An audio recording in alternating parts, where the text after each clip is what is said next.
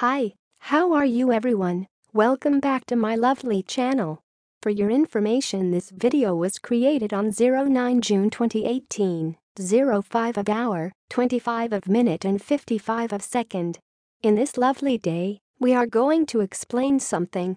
The thing is, how many pins are on a SCSI A cable connector? In the next few seconds you will get a short information about how many pins are on a SCSI A cable connector. Hopefully it will help you. Enjoy the video.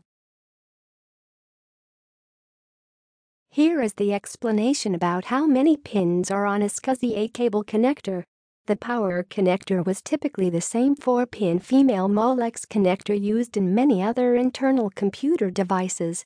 The communication connectors on the drives were usually at 50 for 8-bit SCSI or 68-pin male. For 16-bit SCSI, IDC header which has 2 rows of pins, 0.1 inches apart. Now, we will give you 20 seconds to read again the explanation by yourself so you can absorb this information. Please take your time.